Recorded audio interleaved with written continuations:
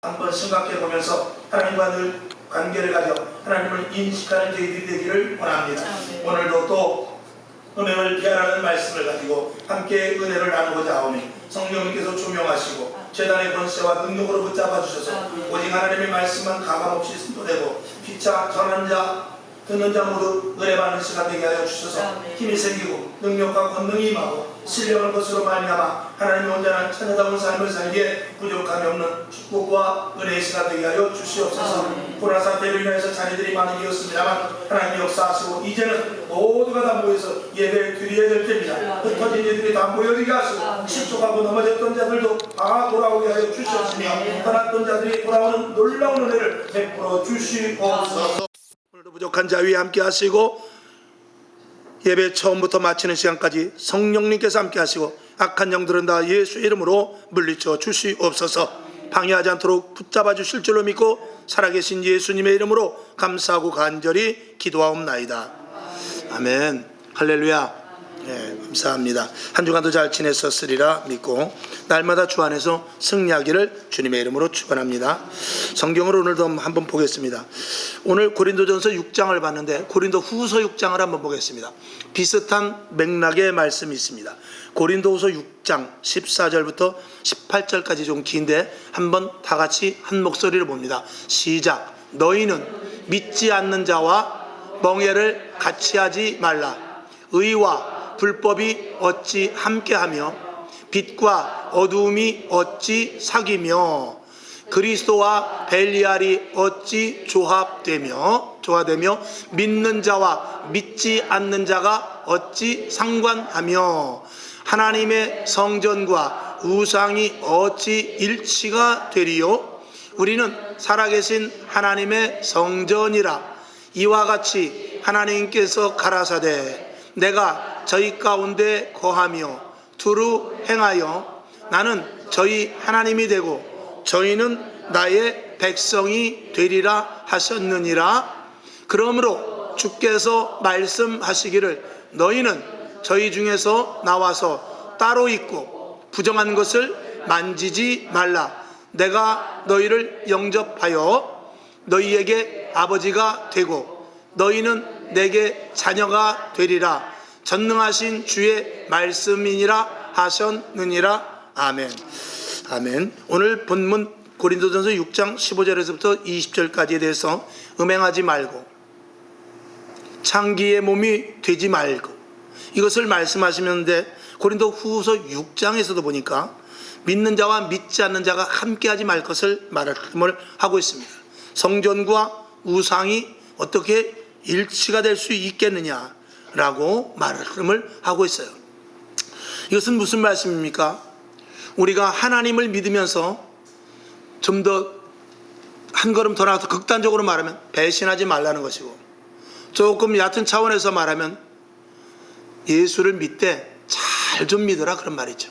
섞이지 말라는 말입니다. 우리가 커피를 마셔보지만 커피 중에서 제일 맛있는 것은 무슨 커피입니까? 믹스 커피입니다. 믹스보다 맛있는 커피가 없어요. 세상 사람들이, 세계인들이 열광하는 커피가 믹스라고 그래요. 근데 사실은 그 믹스 커피를 안 먹는 사람들에게 물어보면 왜 믹스를 안 마십니까 하면 커피 고유의 맛이 없다라는 것이죠. 그러니까 거기에는 커피도 있고 프림도 있고 설탕도 있으니까 달단 말이죠. 또 프림을 넣었으니까 고소하단 말이죠. 또 커피가 들어갔으니까 쌉싸름한데 이게 커피 맛인지 프림 맛인지 설탕 맛인지 다 섞였기 때문에 커피가 아니야 내가 커피야, 아니야 이거는 프림이야, 이건 설탕이다라고 주장할 수 없을 정도로 다 섞여서 맛은 좋지만 그 정체성은 없어져 버리고 만 것입니다. 맛은 있죠.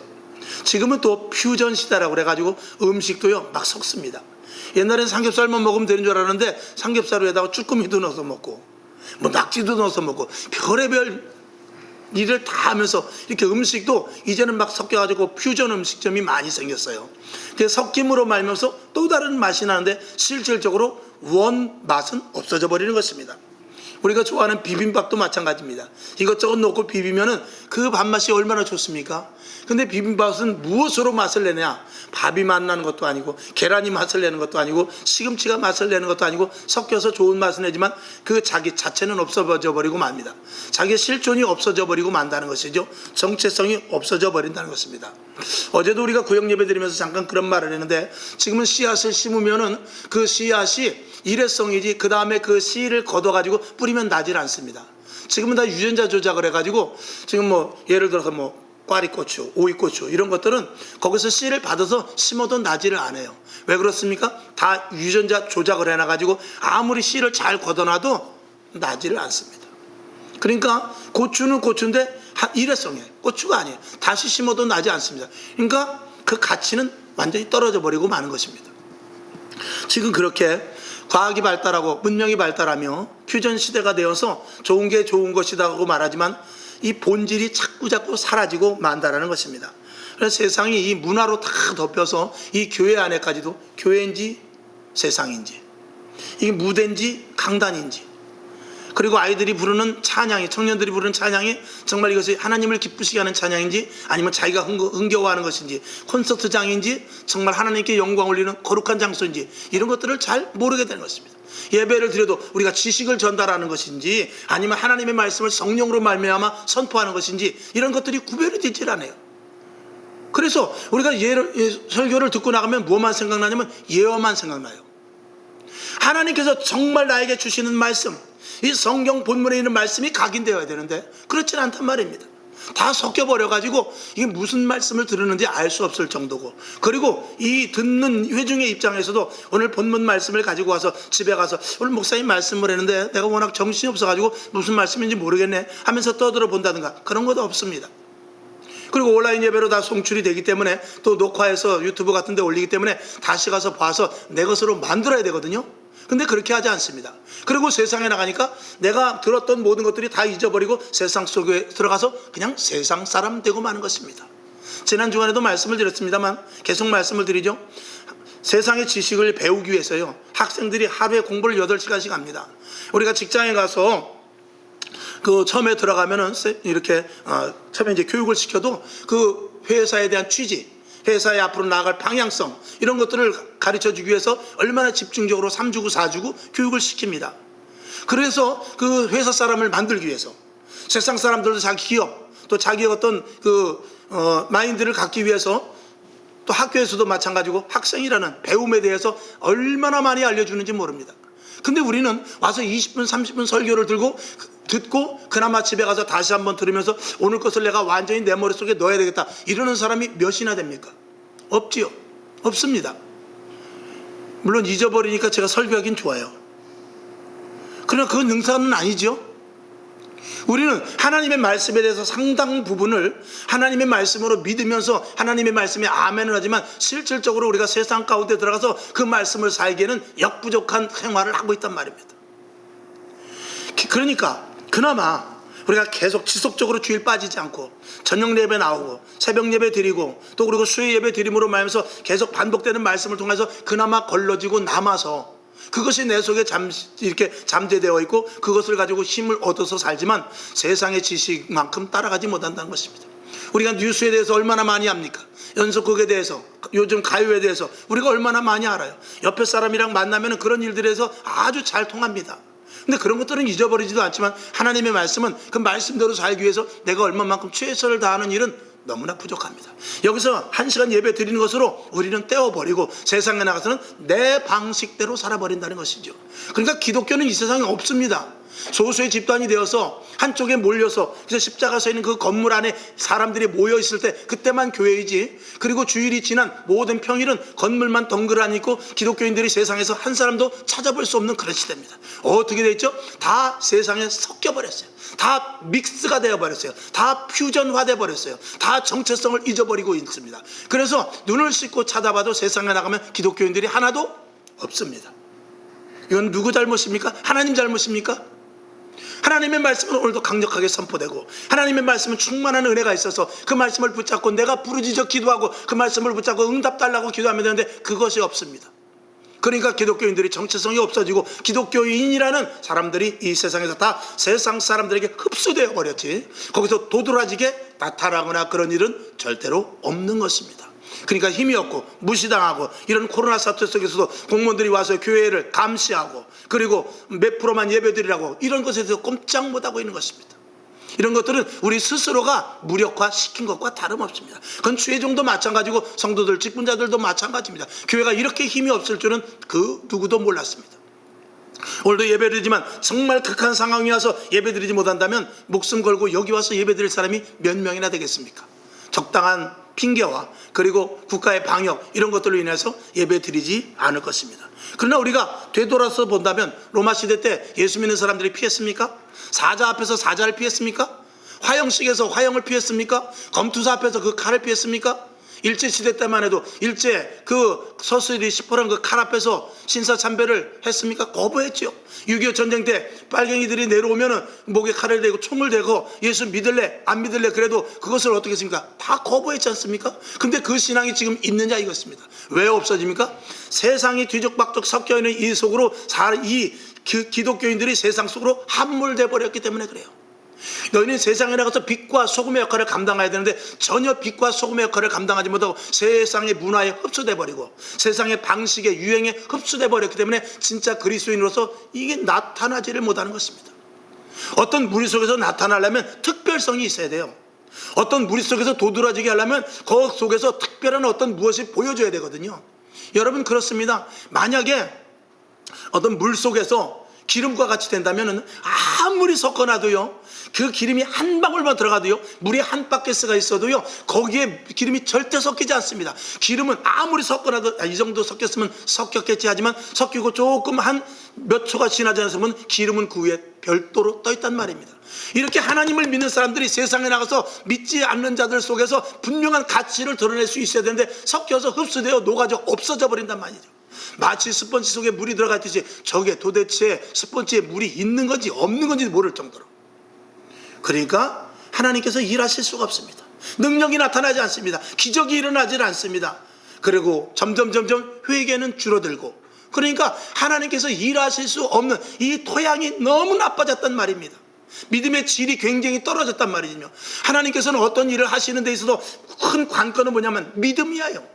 믿음을 통해서 하나님은 일하시고, 예수님께서도 병든 자를 고치고 죽은 자를 일으켰을 때 어떤 일을 행하시느냐에 그 속에 믿음이 있는가, 믿음대로 될지어다 이렇게 말했거든요. 근데 믿음의 질이 점점 떨어지고 믿음이 세상 속에서 희석돼 버려서 믿음보다도 세상의 방식, 경험, 그리고 세상의 문화, 세상의 과학, 논리, 의학 이런 것들이 믿음을 앞서가고 우리도 그쪽을 의존하니까 실질적으로 내 믿음은 너무나 약해져 버린단 말이죠. 그러니까 하나님이 역사하시는 토양이 우리에게 점점 없어지니, 성령이 일하십니까? 하나님의 말씀이 살아있습니까? 예수 그리스도의 보혈의 피와 예수 그리스도의 십자가의 사건이 나에게 이렇게 렉스되어서 나타납니까? 그런 일들이 없단 말입니다.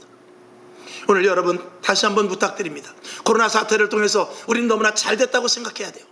이런 일들을 통해서 걸러지고, 이런 일들을 통해서 진짜 예수 믿는 사람이 누군가, 이런 일들을 통해서 세상 바깥으로 나가지 않고 하나님 앞으로 더 다가가는 자가 누구인가, 마치 키질을 하면 알곡과 쭉정이가 갈라지듯이 쭉정이는 희한하게 똑같은 채 속에서 바깥으로 나가지만 알곡은 희한한 그 채 속에서도 안으로 들어오듯이, 저와 여러분 진짜 믿음이 있는가 없는가, 이런 코로나 사태를 통해서 테스트해본 결과라고 생각할 때 너무나 오히려 감사할 수 있는 그런 확고한 저와 여러분, 그런 믿음을 가질 수 있기를 주님의 이름으로 축원합니다.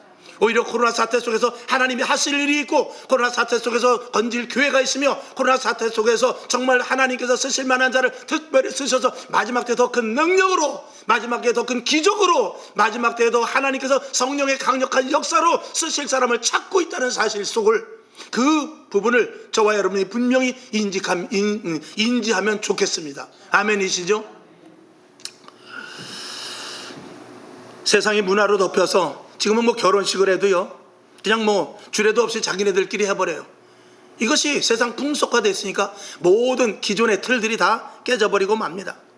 이 코로나 사태 속에서 지금 혼자 개인주의가 팽배해지고 혼밥족들이 많아졌다고 그러잖아요. 혼자 밥 먹는 사람들, 대통령도 혼자 먹으니까 할 말은 없습니다만, 어쨌든 간에 우리가 이렇게 혼자 있음으로 말미암아서 이 수반되는 게 뭐냐면, 자기중심적으로 인하여서 모든 일을 자기가 개인 스스로 해나가는 것까지 그렇다 치더라도 거기서 발생되는 게 뭐냐면 우울증, 그리고 정신 질환, 이런 것들이 엄청나게 지금 많이 생기는데, 지금 고등학생들도 다 한 번씩은 상담을 받아봤다고 그래요. 정신적인 상담을. 그러니 자살자가 얼마나 많습니까? 오늘인가 뉴스를 보니까 인천대교에서 지금 아주 자살자가 급증한다는 뉴스 여러분 보셨죠? 인천대교를 그래서 이게 난간을 좀 높여야 되나, 이런 그런 구상을 하고 있다고 그래요. 여러분, 거기 난간 높이면 거기밖에 죽을 데가 없습니까? 죽을 사람은 다 죽어요. 그런 것들을 방지할 수 있는 국가적인 차원의 시스템이 있어야지, 거기 난간을 높인다고 사람이 안 죽는 건 아닙니다. 여러분, 담장이 있다고 도둑이 못 넘어갑니까? 그것과 마찬가지로 도둑을 줄일 수 있는 기본적인 그 방안을 마련해야지, 그런 것들은 임시방편으로 해서는 안 된다라는 것입니다. 또 그런데다가 세상은 점점 동성애 합법, 이런 차별금지법, 이런 것들이 지금 통과됐다는 그러는데, 이런 뒤죽박죽 시대에서 정체성이 없습니다. 지금은 위도 없고 아래도 없습니다. 좌도 없고 우도 없습니다. 그냥 두리뭉실 돼가지고 그저 무조건 내 중심, 당신 중심, 내 중심, 나도 옳고 당신도 옳고 이것도 옳고 저것도 옳고 모든 것들을 다 쓸어 담는 퓨전 시대에 살고 있습니다. 그러니까 진짜 가정에서도 가장이 어디 있습니까? 돈 벌면 그게 가장이지 뭐 아버지가 가장이냐. 이런 어떤 질서 위계, 어른도 없고 선생도 없고 스승도 없고, 그 다음에 이 수직관계가 완전히 다 무너지고 수평관계만 있는데, 여러분 수평관계에서 무엇을 할 수 있습니까? 수직과 수평이 이게 균형이 잘 맞아야만 어떤 일이든지 이루어지는 것입니다. 수평적인 관계가 좋은 것 같지만 수평적인 관계는 모든 질서를 다 무너뜨려 버릴 수 있게 되는 것입니다. 여러분, 우리 교회 안에서 질서는 무엇입니까? 하나님의 말씀대로 사는 것입니다. 성령의 인도하심에 따라 사는 것입니다. 그리고 오직 바른 교회를 세워나가고, 지금도 하나님을 모르고 또 하나님이 택한 자들이 있다는 것을 알고, 그런 우리 정체성을 놓치지 말고 그리스도인으로서 목적과 소명과 사명, 교회에 세운 목적, 이것을 저와 여러분이 항상 머릿속에 담고 있는다면 우리의 신앙은 결단코 하락되거나 추락되지 않을 줄로 믿습니다. 이런 것들은 여러 가지 이런 짬뽕을 해서 섞는 이런 퓨전, 이런 것들은 다 결국은 이 악한 사탄 마귀가 하나님의 창조의 질서를 야금야금 다 무너뜨리는 하나의 작전인 것입니다. 그런 것들이 종교교회까지 들어와서 WCC 이런 것들을 통해서, NCCK 이런 것들을 통해서 종교 다원화 이런 것들을 이루어서 교회가 아니라도 구원이 있다, 이런 허튼 말들을 누가 하냐? 목사들이 그런 말을 하니 이 하나님께서 이 교회를 어떻게 생각하시겠습니까? 그런 것들은 절대로 있을 수 없음에도 불구하고 그거는 생명과 맞서서 지켜야 되는 것이, 이게 예수 믿는 사람 아닙니까? 예수 그리스도께서 십자가에 못 박혀 죽으심으로 말미암아 우리를 살리셨으면 우리도 하나님의 말씀을 지키는 데 있어서 생명을 걸어야 되는 것입니다. 어떻게 종교 다원화, 어떻게 세상과 교회와 혼합이 될 수가 있겠습니까? 그런 것들은 절대로 있을 수 없는 것입니다. 그러니까 교회 안에서도 적당히 타협하고 살다 보면 그럴 수 있지, 이건 세상 방식인데 교회 안에서도 타협을 한단 말이죠. 예배 못 드릴 수도 있지, 요번엔 기도회 하지 말자고, 이런 것들은 정말로 있어서는 안 될 일입니다. 어떤 대처 방안을 세워서 교회로서의 또 하나님과의 관계로서의 그런 일들이 희석되지 않도록 우리는 계속해서 생명을 걸고 그 일을 지켜나가야 되는 것입니다. 그래서 지금은 자기 생각과 자기가 모든 것들을 해결하는 그런 시대가 됐기 때문에 우리가 하나님을 믿고 신앙생활을 어떻게 하느냐, 하나님을 온전히 믿는 기독교에서 하나님을 조종하는 기독교가 됐다라고 극단적으로 말씀을 드려요. 이게 우리가 하나님을 조정하는 거예요. 하나님 형편 아시죠? 하나님 사정 아시죠? 하나님 지금 이렇게 이건 안 됩니다 하나님 하고 하나님을 건드려. 그리고 하나님을 조정해. 하나님 이건 안 됩니다, 내 형편 아시죠?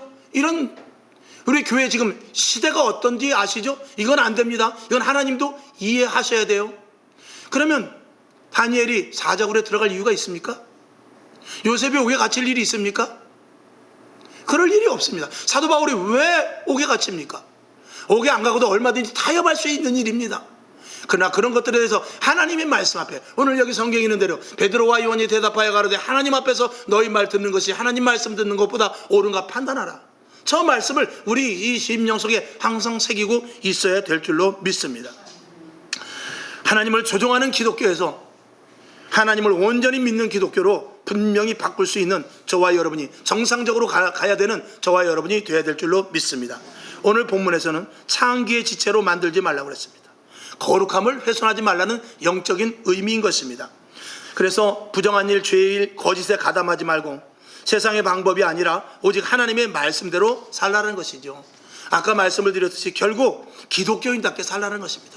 하나님의 자녀답게 온전히 살 것을 우리들에게 요구하고 있는 것입니다. 세상 하나님을 믿는 사람들이 제발 세상에 기웃거리지 말고, 야, 저 사람 요번에 사업에 대박이 났대, 야, 저 사람 요번에 로또 맞았대, 이런 거 기웃거리지 말고 내가 지금 하나님과 올바른 관계가 있는가, 이것에 대해서 우리는 언제든지 신경을 쓰고 있어야 되는 것입니다. 그래서 세상의 방법이나 세상 사람들과의 타협하는 것, 이런 것들을 아예 배제하고 육신의 욕심이나 정욕의 생각을 따르지 않는 그런 훈련과, 그리고 기도함으로 말미암아서 우리가 정신 똑바로 차리고 하나님의 자녀로서의 정체성을 잃지 말아야 된다는 것입니다. 약간의 불법이 교회를 망치는 것입니다. 약간의 타협이 나의 신앙을 망치는 거예요. 처음에 물이 누르는 데 있어서 조그마한 구멍 하나가 큰 보호와 같이 터져버리는 것입니다. 여러분, 작은 것에 타협하지 말기를 주님의 이름으로 축원합니다. 악은 모양이라도 버리라고 그랬어요. 죄의 삭은 사망이라고 그랬습니다. 처음에는 별거 아니지만 결국은 사망에까지 이르는 길로 갈 수 있다는 것이죠. 성경은 우상과 간음을 가장 큰 죄로 여기고 있어요.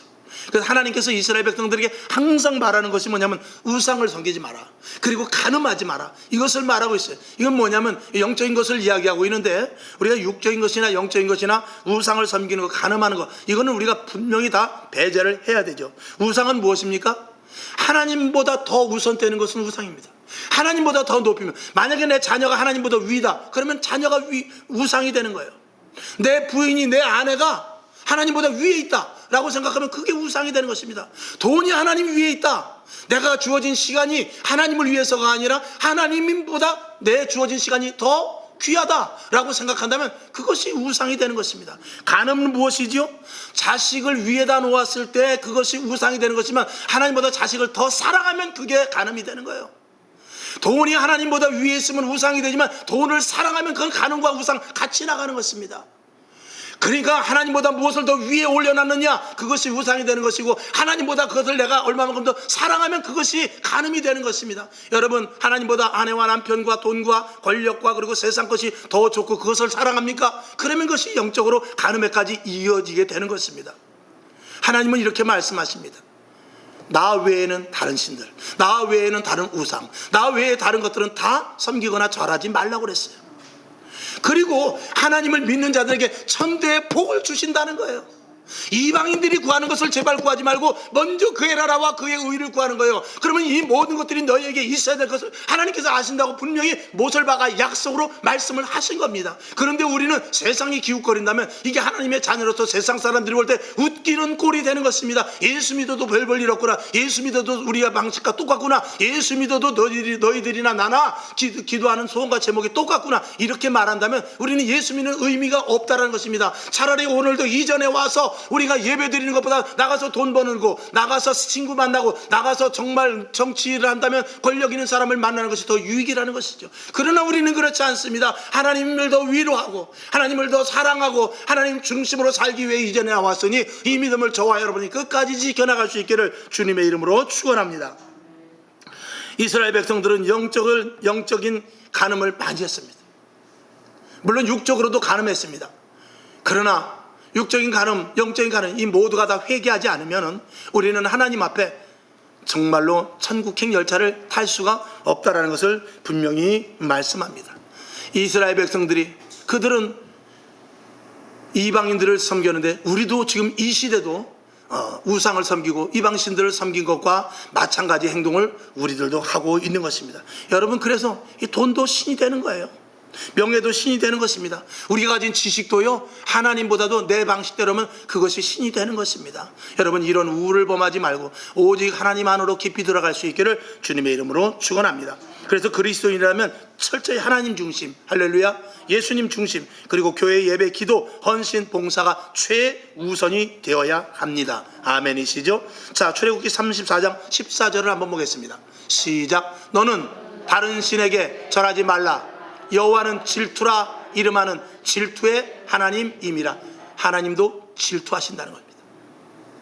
다른 것들을 더 좋아하고 다른 것들을 더 사랑하면 질투하신다는 것입니다. 오늘 제목대로 음행을 피하라고 그랬어요. 음행을 피하라. 여러분, 우리는 악과 어떻게 싸워서 이겨야 돼요. 더러운 것들과 싸워서 이기게 되면 음행만큼은 싸워서 이기라고 하지 않고 피하라고 하셔요. 왜 그렇습니까? 악한 것들은 싸워서 이길 수 있는 힘과 능력과 권세를 우리가 가지면 이길 수 있어요. 근데 이 음행이라는 것은요, 우리가 이기는 것이 아니라 음행이라는 것을 싸워서 덤벼들 때 벌써 음행이라는 그 자체의 벌거벗은 그 모습 속에 우리가 현혹돼 버리고 마는 거예요. 그렇기 때문에 빨리 그 자리를 피해서 그걸 보지를 말아야지. 쳐다보지도, 음란, 음행, 그 다음에 간음, 이런 것들은 쳐다보지도 말고 생각지도 말아야지. 그 자리에서 내가 결정을 하고 어떻게 할까 고민하고 싸워서 이긴다, 이건 되는 것이 아닙니다. 그 자리는 빨리, 그래서 음행은 피하라고 주님께서 말씀하고 있는 거예요. 그래서 음란한 것은 피해야 되는데, 우리가 우상을 섬긴다든지 아니면 나보다, 하나님보다 다른 것들을 더 좋아하는 이런 것들은 아예 생각 속에서 미련 없이 버릴 수 있는 저와 여러분이 분명히 되어야 될 것입니다. 자, 영적 간음에 대하여서 정말 무섭고, 그리고 영적 간음이 하나님 보시기에 정말 사망으로 이르게 된다는 것에 대해서 몇 가지를 말씀을 드리고자 합니다. 자, 마태복음 5장 29절을 보겠습니다. 29, 30절 시작. 만일 내 오른 눈이 너로 실족해 하거든 빼어버리라. 내 백체 중 하나가 없어지고 내 몸이 지옥에 던지우지 않는 것이 유익하며. 30절 또한 만일 내 오른손이 너로 실족해 하거든 찍어내버리라. 내 백체 중 하나가 없어지고 온몸이 지옥에 던지우지 않는 것이 유익하니라 그랬습니다. 근데 간음에 대해서는 어떠냐? 자, 성경을 한번 봅니다. 출애굽기 22장 19절 시작. 짐승과 행음하는 자는 반드시 죽일지니라. 자, 또 보죠. 31장 14절을 봅니다. 시작. 너희는 안식일을 지킬지니 이는 너희에게 성일이 됨이라. 무릇 그날을 더럽히는 자는 어떻게 해요? 죽일지며 무릇 그날에 일하는 자는 그 백성 중에서 그 생명이 끊쳐지리라.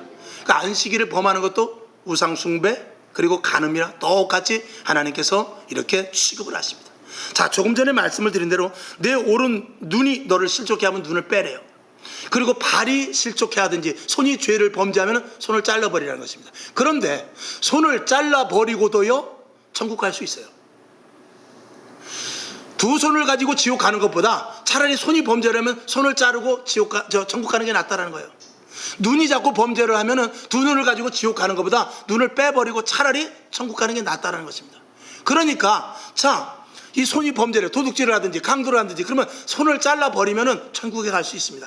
그런데 음란한 것은 무조건 다 어떻게 해요? 죽이라고 그랬어요.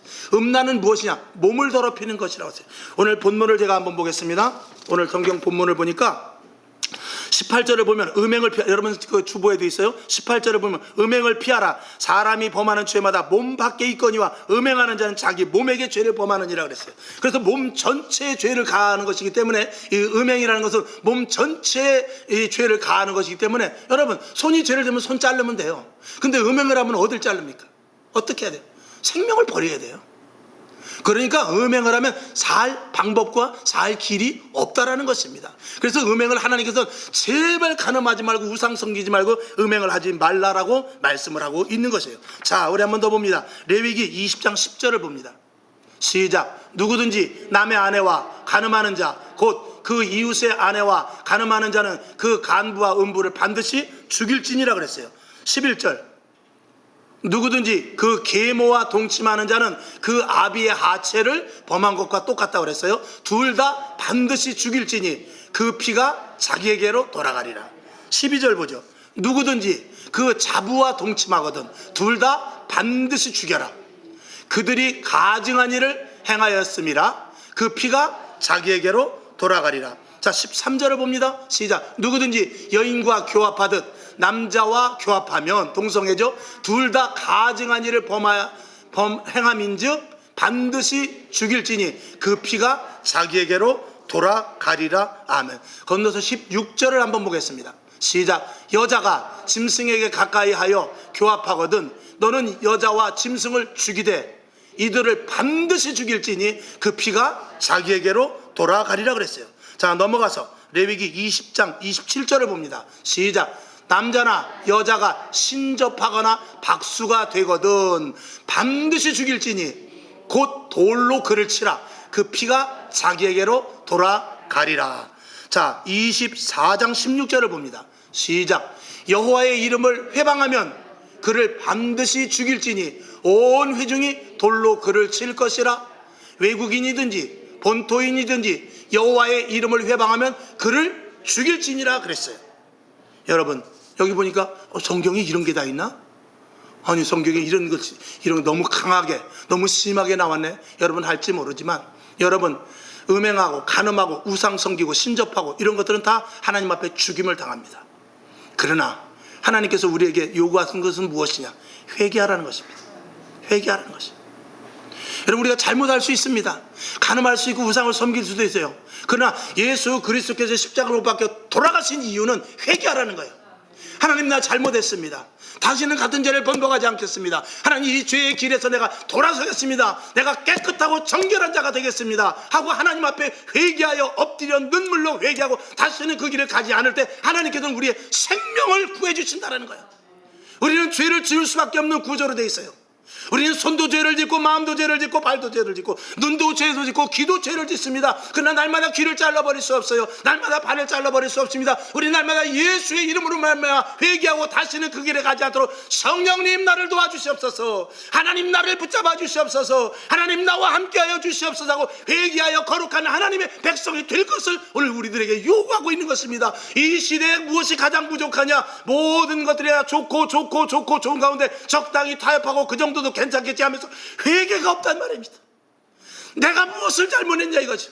난 잘못한 게 없고, 그러면 내가 잘못했다면 저 사람을 봐라, 저 사람은 나보다 더 잘못했다, 이런 빌미를 가지고 자기는 잘못이 없다는 것을 합리화시키는 세대에 살고 있단 말입니다. 이게 얼마나 큰 죄인지를 아십니까? 이것부터 우리는 회개해야 돼요. 다른 사람들의 들보를, 다른 사람들의 티를 보는 것이 아니라 내 눈에 들보를 볼 수 있어야 이게 그리스도인으로서 하나님 앞에 회개에 합당한 열매를 맺는 자가 되는 것입니다. 우리는 상대적이에요. 죄에 대해서도 저 사람은 나보다 더한데, 저 사람도 죄인데 똑같은데 왜 나만 그러지? 이렇게 말합니다. 나만 그러지 하는 것에 대해서 축복인 줄로 아시길 바랍니다. 하나님은 나를 택하셨고 나를 거룩한 백성으로 만드시고 하나님은 나를 기꺼이 천국까지 인도하시기 위해서 죄를 버리라는 것입니다. 우상을 버리라는 것이에요. 간음한 모든 것들을 회개하라는 거예요. 오늘 우리 목회자들도 간음할 수 있습니다. 영적인 간음. 교회를 이렇게 사랑하고 성도들을 사랑함에도 불구하고 나아가서 하나님, 나 정말 교회하기 싫습니다, 이런 엉뚱한 소리 하면서 하나님, 우리 교회 정말 이렇게 그냥 하나님 난 몰라요, 하나님 마음대로 하십시오, 하나님이 세운 교회니까 마음대로 하십시오, 이렇게 방관을 한다든지, 그리고 마음을 다른 데서 정말 내가 하나님 예수만 믿지 않았으면 내가 나도 이런 기술을 가지고 저렇게 잘 먹고 잘 살 수 있을 텐데, 주의 종들이 이런 말을 한 자체는 이런 모든 것들은 다 간음이 되는 것입니다. 우상이 되는 거예요. 이런 것들도 철저하게 다 회개해야 되는 것입니다. 우리는 조그만 것에 그냥 넘어갑니다. 이 정도는 괜찮겠지. 옆집 아저씨도 하는데, 옆집 아줌마도 그런데, 우리 친구도 그런데, 여러분 이런 작은 곳에 넘어가지 말고 작은 부분에서부터 우리는 회개할 수 있어요. 여러분, 앉으면 회개하십시오. 일어나면 회개하십시오. 잘 때 회개하십시오. 계속적인 회개가 필요합니다. 우리는 죄에 묻어있고 지금 죄의 온상이 다 되어 있습니다. 제가 우스갯소리 한마디 하죠.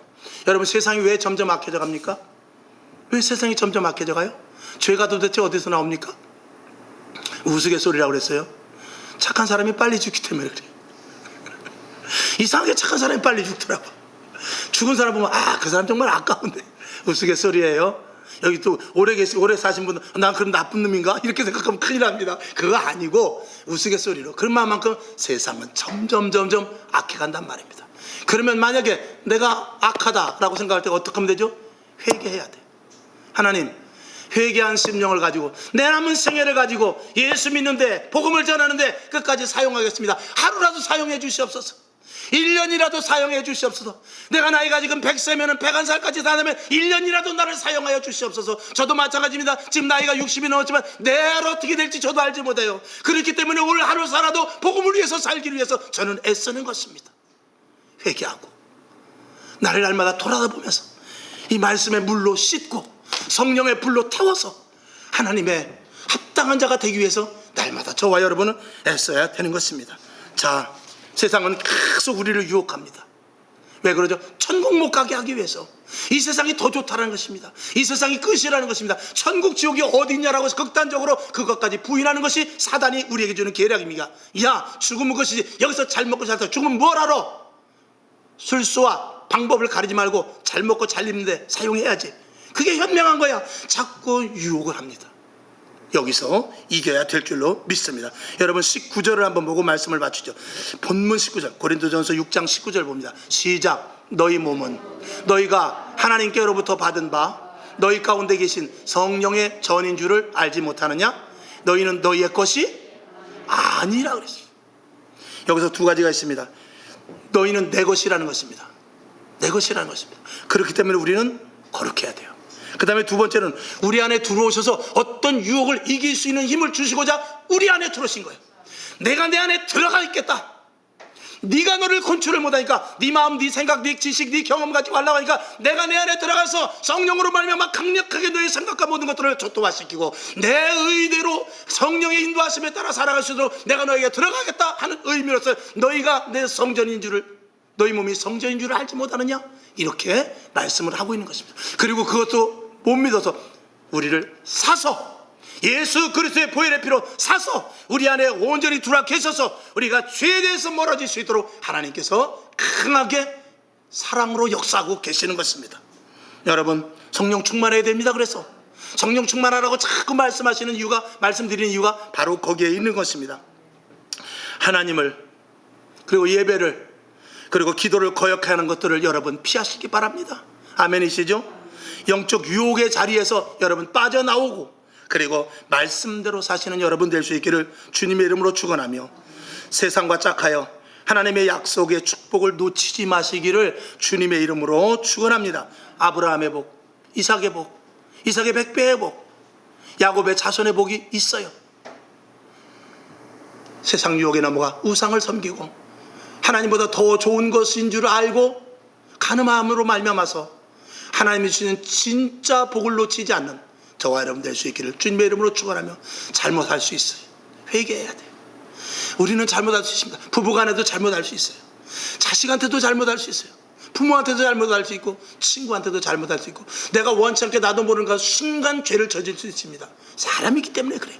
그러나 하나님께서는 문을 열어놓으셨습니다. 회개라는 문을 열어놓으셔서 회개하라. 골방 가운데 들어가서 회개하라는 거예요. 아무도 없는 자리에서 하나님과 1대1의 관계 속에서 회개하라는 것입니다. 그렇게 회개하면 하나님께서 은혜와 자비와 긍휼을 베푸셔서 눈보다도 더하게 성결하고 깨끗하게 우리를 씻어 주신다는 것이, 이것이 바로 이 복음의 요지인 것입니다. 이 성경의 말씀대로 사시는 여러분 될 수 있기를 주님의 이름으로 축원합니다. 기도하겠습니다. 하나님 아버지, 오늘도 하나님의 은혜 가운데 저희들을 붙잡아 주셔서 오늘 이전에 나와 예배 드릴 때 음행을 피하라 그랬습니다. 우상을 섬기지 말 것을 말하고 있습니다.